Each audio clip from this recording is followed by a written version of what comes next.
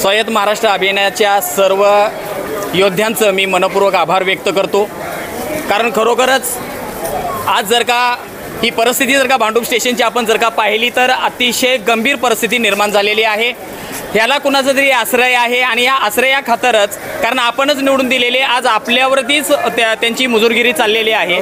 मराठ्यांच्यावरती होणारा अन्याय हा आपण खपवून घेणार नाही, सहन करणार नाही, एवढी आपण शाश्वती देऊन सर्वजण आपल्या घरावरती तुळशीपत्र ठेवून आज आपण हा रणसंग्राम युद्ध आपण लढायचा प्रयत्न करतोय।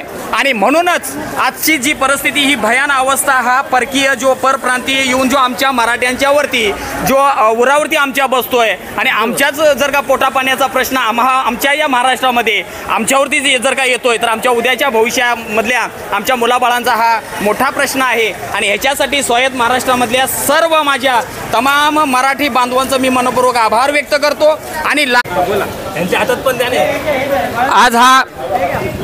आज हा मराठी तरुण सुद्धा हा क्वालिफिकेशन घेण्यासाठी आपल्या आईवडिलांना घेऊन खरोखरच दिवसभर कॉलेजच्या त्या प्रांगणामध्ये ॲडमिशनसाठी धडपडत असतो, तळमळत असतो आणि खरोखरच त्या आईवडिलाची पराकाष्ठा त्या कॉलेजच्या प्रिन्सिपलबद्दल आणि सगळ्यांबद्दल होत असते। आम्ही मराठी असताना सुद्धा आम्हाला आमच्या महाराष्ट्रामध्ये खरोखरच ॲडमिशन घेण्यासाठी सुद्धा खूप मोठा प्रॉब्लेम निर्माण होतो। तर तो सुद्धा या विद्यार्थ्यांच्या माध्यमातून खरोखरच तोही आपण स्वायत्त महाराष्ट्राच्या माध्यमातून राबवला तर तो सुद्धा अतिशय आणि उद्याची भविष्य पिढी ही अतिशय चांगल्या पद्धतीचं हे स्वायत्त महाराष्ट्रामध्ये सहभागी होऊन ते सुद्धा कार्यरत राहतील एवढंच बोलतो।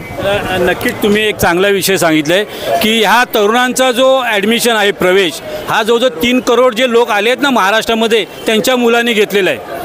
हे 3 करोड जे कुटुंब इकडे आली आहेत ते 3 करोड कुटुंबातल्या मुलांनी आपल्या मुलांचा कॉलेज शिक्षणाचा जो प्रवेश आहे ना तो घेतलेला आहे। आणि अजून जर ते लोक अजून इकडे येत असतील तर ह्या मुलांचा शाळांचा प्रवेश ते घेणार आहेत आणि आपल्या मुलांना खाजगीमध्ये जास्त पैसे देऊन फीस घेऊन शिकावं लागणार आहे।